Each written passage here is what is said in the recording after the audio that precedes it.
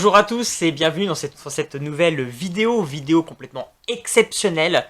Je ne pouvais pas attendre mercredi pour vous la mettre en ligne, je voulais tout de suite vous faire part de mon avis, de mon débrief sur le film dont je vais vous parler. Il s'agit bien entendu, vous l'auriez compris, de Justice League Snyder Cut, sorti hier sur toutes les vidéos à la demande. Et vraiment ça a été une claque, mais une claque monumentale, je ne m'attendais pas à ça et je ne comprends pas pourquoi en fait les gars de la Warner n'ont pas sorti ce film en 2017 et qui nous ont sorti ce qu'ils nous ont sorti à l'époque. Parce que clairement, là, on est sur un niveau beaucoup plus haut, beaucoup plus élevé. Et je vais tout de suite vous en parler dans cette vidéo pour vous dire à quel point j'ai kiffé mon moment, mon long moment, parce que le film dure quand même 4 heures, mais 4 heures qui passent comme si ça en durait 2, c'est ça qui est assez époustouflant. Il y a du rythme, il y a de l'action, tout est réuni pour faire un film absolument génial. Je vais reprendre les choses en fait dans l'ordre pour vous expliquer un petit peu, pour ceux qui ne connaissent pas, qu'est-ce que la Justice League Snyder Cut. Zack Snyder est un réalisateur à qui on a confié la responsabilité en fait à l'époque, au début des années 2010, de relancer au cinéma donc la franchise DC Comics. Il s'est attelé d'abord à nous faire un reboot en fait de Superman avec son film Man of Steel, qui donc remettait au goût du jour Superman avec l'acteur Henry Cavill. Très très bon film, avec un final absolument exceptionnel. Il avait enchaîné ensuite avec Batman vs Superman. Donc là, il incorporait le personnage de Batman et le personnage de Wonder Woman. Aussi un très bon film, beaucoup plus psychologique, mais voilà, tout dans la noirceur, bien évidemment. Avec l'univers de Zack Snyder, on est un peu plus dans un côté sombre et un peu plus dark. Que peuvent l'être les films Marvel? On est vraiment sur un ton complètement différent, mais avec la touche Zack Snyder, c'est-à-dire avec un don, un talent en fait pour la mise en scène de l'action, des ralentis, qui nous immergent complètement en fait dans cet univers qu'est le comics en fait. Et il devait bien sûr sortir Justice League. Justice League, le film qui est sorti donc en 2017, a eu hélas des déboires lors de sa production. Zack Snyder donc a réalisé le film, mais à la fin, au moment où il faut faire les montages, etc., sa fille est décédée. Il a dû donc quitter le projet, et la Warner a donc appelé Joss Whedon, le réalisateur qui avait fait des miracles sur Avenger, il faut quand même bien le reconnaître, il avait fait un très bon travail sur Avenger. Donc l'a appelé pour finaliser le produit Justice League, mais Warner avait des choses qui ne lui plaisaient pas visiblement dans la direction que prenait Zack Snyder, donc a fait modifier plein de choses. Et du coup, Joss Whedon nous a sorti le film qu'on a vu donc en 2017, qui a été très mal perçu par le public. Les fans ont rappelé à l'ordre qu'ils voulaient voir ce qu'avait en tête Zack Snyder, parce que Zack Snyder, en fait, lui avait en tête une trilogie. En fait, ces 3 films, c'était une trilogie. Man of Steel, Batman vs Superman et Justice League, c'était vraiment une trilogie. Vous voyez vraiment une continuité entre ces 3 films. Et en fait, la fin de Justice League était censée lancer quelque part le DCverse, quoi. Parce qu'après, forcément, a découlé les films unitaires sur chaque héros. On a eu le film Aquaman, le film Wonder Woman, et il y a Flash qui doit sortir normalement 2021 ou 2022. 22, je pense. Et c'est vrai que le film est passé complètement à côté. Moi, personnellement, je l'avais trouvé plutôt sympathique. Ouais, c'était pas le plus grand film, mais je l'avais trouvé plutôt plaisant. C'était pour moi pas évident comme film parce que, à contrario de Marvel en fait, qui a fait des films unitaires sur chaque héros, et pour les réunir tous ensemble dans un film Avenger, DC Comics forcément pour dire qu'il ne copiait pas, a fait le chemin inverse, a d'abord sorti quelque part son film Justice League avec tous les héros, et après on les aurait vus dans des films solo. Donc c'est plus compliqué d'instaurer et d'insérer des personnages que les gens n'ont jamais vus, comme Cyborg par exemple, comme le nouveau personnage de Flash, qui n'a jamais eu de film avant, donc même si des fois on connaît un petit peu l'histoire, pour le grand public, c'est quand même plus compliqué, et surtout sur un film qui fait à peine les 2 heures, de prendre le temps d'insérer les personnages, ça avait déjà été un couac. Le film se regardait, bon je déteste Ben Affleck en Batman, mais bon ça c'est pas un secret, pour moi il est nul, et il pourrit le film, et le film sur le film de Zack Snyder, ça va être pareil, il est vraiment le point mort du film, mais j'y reviendrai plus tard. Donc il avait des défauts certes, mais j'avais passé comme un plutôt bon moment. Et donc, suite à l'appel des fans, etc., HBO Max a décidé de reconfier, de racheter les droits et de reconfier en fait les droits à Zack Snyder de faire enfin le film qu'il voulait proposer, en reprenant tous les tournages qui avaient été faits à l'époque, en refaisant même des reshoots, ils ont refait des reshoots pour le film, et enfin de proposer le film qu'il voulait proposer, qui est donc sorti hier, et qui dure donc 4 heures. On se doute bien que s'il avait été sorti à l'époque, il n'aurait sûrement pas sorti 4 heures, mais lui il était déjà parti sur un film de plus de 2h30, et Joss Whedon avait quand même enlevé plus de 45 minutes de film, donc déjà, pour rajouter en plus des trucs qui servent à rien en plus. Donc, on peut déjà s'imaginer que, même si le film serait sorti et n'aurait pas duré 4 heures, on aurait eu sûrement beaucoup plus de temps pour insérer les personnages et pour présenter un peu plus ce que avait en tête Zack Snyder. Et donc sorti sur nos plateformes hier, le film Justice League vu par Zack Snyder. Je vais prendre un peu dans l'ordre, donc j'ai lancé le film. Et en fait, on revoit un petit peu la scène finale de Batman vs Superman. Et déjà, en fait, dès le début, on voit une vision de Wonder Woman avec les cheveux qui ondulent au ralenti. Voilà, on a directement la patte déjà de Zack Snyder. Et déjà, en fait, j'ai eu des frissons à ce moment-là. Et après, le film, bon, a repris. On avait un petit peu des... Il aurait fallu limite que je revoie en fait le film Justice League d'origine pour vraiment avoir un vrai comparatif. Et en fait, à un moment donné, on a cette scène au début où il y a une prise d'otage, où Wonder Woman va intervenir pour sauver la prise d'otage. Et il y a plein de ralentis, il y a plein d'actions, c'est bourré d'actions, c'est explosif, il y a l'impact des coups, c'est assez impressionnant et je me suis dit, c'était comme ça dans le film d'origine. Alors très vite, j'ai fait pause, en fait, je suis allé chercher le film, j'ai lancé le film à côté. Et je me suis tapé la scène de Wonder Woman du film d'origine. Et là, j'ai fait, ah ouais, d'accord. Ah ouais, d'accord, en fait, ça n'a strictement plus rien à voir, en fait. La scène du film de 2017 et la même scène, là, pour le film de 2021, c'est le jour et la nuit. On se rend compte, en fait, du décalage qu'il y a, en fait. Là où la scène, on pouvait dire qu'elle était sympathique, en fait, là, elle prend toute une autre dimension et elle devient explosive, impressionnante, complètement plus impressionnante. Ouais, c'est un truc de ouf, le décalage qu'il y a, quoi. Là, on a vraiment une réalisation d'action qui est absolument incroyable. Et en fait, ça va être ça, tout le film. Toutes les scènes sont remises au goût du jour, sont remises avec beaucoup plus de tension, beaucoup plus d'impact au niveau des coups, de mise en scène, de coloration. C'est vraiment impressionnant. Même les scènes qui sont un petit peu rajoutées. Par exemple, pour cette scène de Wonder Woman, je pense que c'est celle-là qui m'a vraiment Enfin, parce que j'ai fait le comparatif, mais je pense que si je regardais tout le film Justice League, pour refaire le comparatif scène par scène, je pense que je serais assez impressionné par l'écart qu'il peut y avoir. Donc en fait, il y a la valise qui a une bombe. Et dans le film de 2017, Wonder Woman elle prend la valise, elle le jette dans le ciel, et ça explose. Voilà. Là, dans le film de 2021, on a une scène beaucoup plus impressionnante, où on a Wonder Woman qui va sauter en l'air avec la valise, qui va l'acheter, mais on a cette espèce de ralenti où la valise continue de monter, elle redescend un petit peu au ralenti, mais avec lenteur. Enfin, c'est beau en fait, c'est juste beau, et c'est beaucoup plus impressionnant que ce qui nous était présenté en 2017. Et tout le film va être ça. Forcément, le film est plus long, donc le film aussi instaure beaucoup plus les personnages. On a beaucoup plus de scènes avec Flash, on peut un peu plus voir son personnage. Également Cyborg. Cyborg, c'est le jour et la nuit. Autant il passait inaperçu dans le film de 2017. Là, limite, il prend le pouvoir dans ce film. C'est limite le personnage le plus important du film. Et on a une dimension beaucoup plus importante sur ce personnage. On s'attache beaucoup plus à ce personnage. Et ça fait vraiment très très plaisir. Batman, bon, quand il est en Batman, je vais pas dire, c'est vrai qu'il en impose, il y a de la carrure. Les scènes d'action avec Batman sont vraiment impressionnantes et ça j'ai vraiment beaucoup aimé.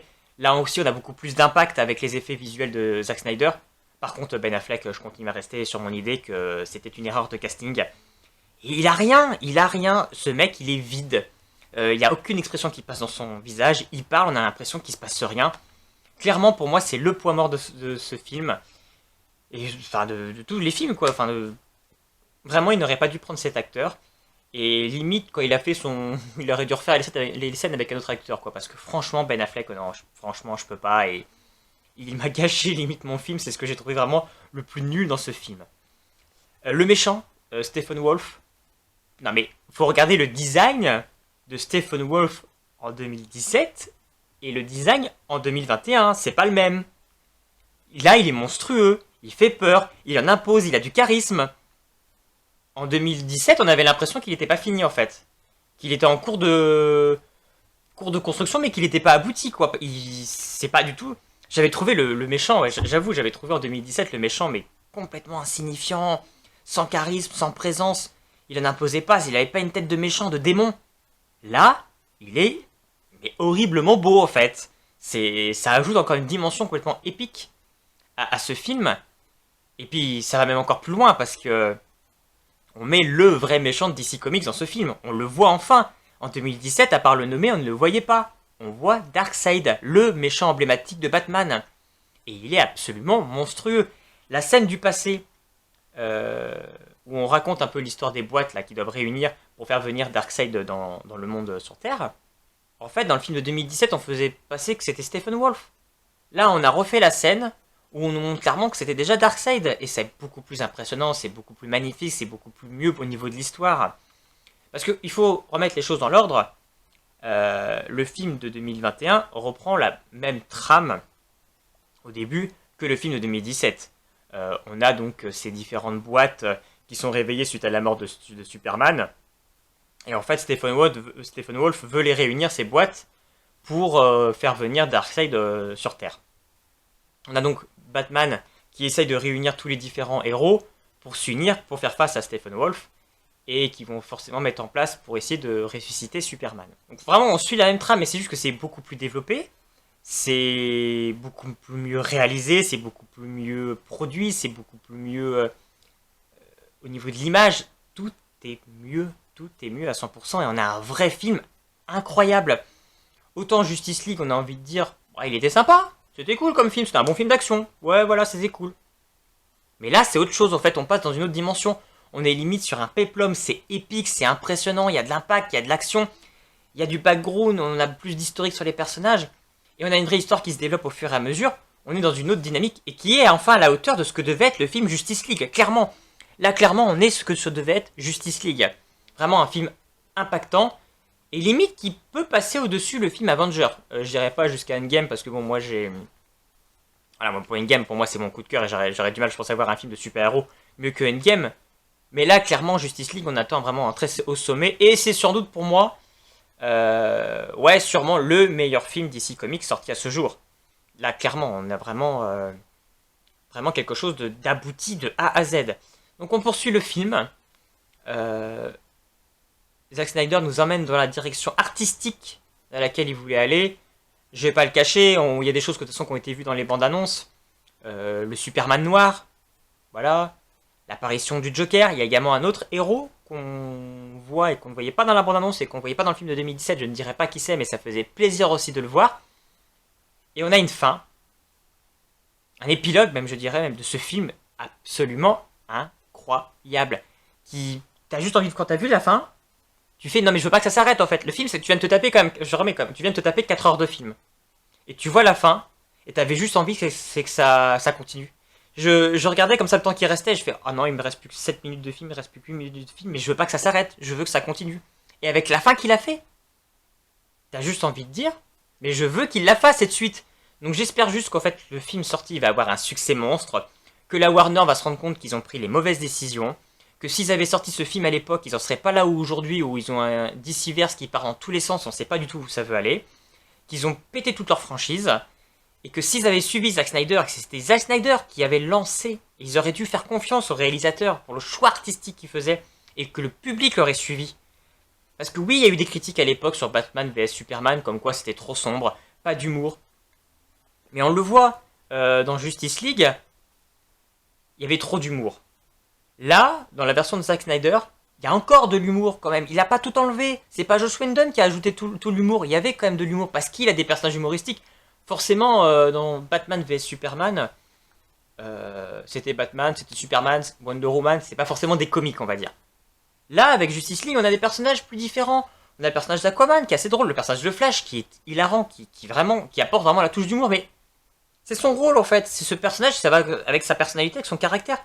C'est donc logique. On va pas mettre de l'humour à des personnages qui ne sont pas censés être drôles en fait. Donc là, le film est vraiment cohérent, on a l'humour juste quand il faut, sans forcer. Et ça passe, et c'est magique, c'est magnifique. La scène de fin, la bataille finale aussi, au niveau de la photographie, de la luminosité, de la coloration du film, est beaucoup plus impactante aussi.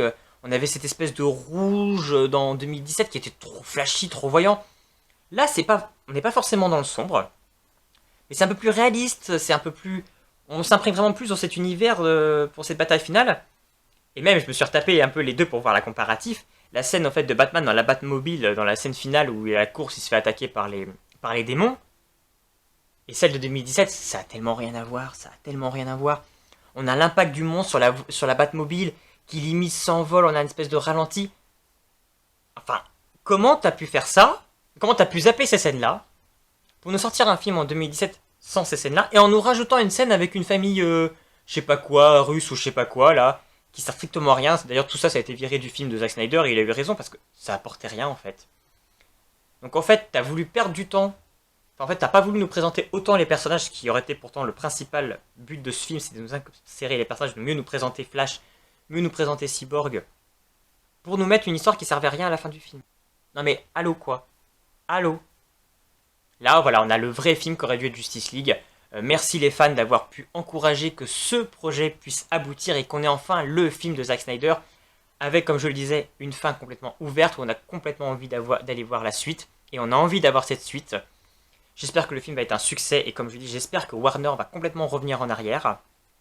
Donc on attend avec impatience le film Flash, qui devrait sortir, comme je le disais, 2021-2022.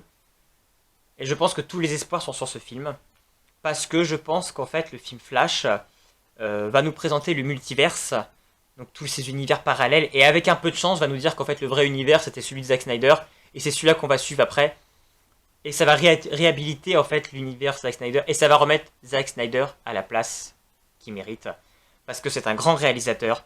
Moi j'ai adoré tous ses films, ce mec. Il a réalisé 300, qui est juste un film incroyable. Il a réalisé Sucker Punch, moi j'ai bien aimé. Il y avait un vrai parti pris, il y avait là encore tout l'effet visuel de Zack Snyder qui est toujours impressionnant avec ses ralentis. Il y en a que ça agace, moi j'adore. Je trouve qu'en fait ça donne un effet un peu BD et ça colle à ces univers en fait finalement de comics. C'est vraiment très réussi. Il a fait Watchmen. Est-ce qu'on en parle de Watchmen? Watchmen qui est sûrement l'un des meilleurs films de super-héros de tout confondu. Il est vraiment incroyable, il a réussi à adapter le comic book d'Alan Moore d'une manière magistrale. C'est un film abouti de A à Z. Ce mec sait aboutir ses films et sait rendre une dimension épique et complètement réaliste à ses films. Et là, on le voit dans Justice League, il a réussi le film parfait. Il n'y a pas de défaut à part le casting de Ben Affleck, mais bon, ça c'est un autre débat. Et non, vraiment, c'est un film incroyable et moi j'ai passé 4 heures de folie. C'était incroyable et jusqu'au bout, on va de surprise en surprise et la fin, tu restes sans voix, t'es juste là, t'écoutes et tu te dis c'est pas possible, il est allé jusque là quoi. Et t'as juste envie de voir la suite, donc j'espère qu'il y aura une suite un jour. Si vous aussi vous avez pris le temps de regarder Justice League Snyder Cut, n'hésitez pas à me laisser un commentaire pour me dire ce que vous en avez pensé, si vous aussi vous avez aimé. Et puis sinon on se retrouve bientôt pour une prochaine vidéo. Je vous dis bon week-end et à bientôt.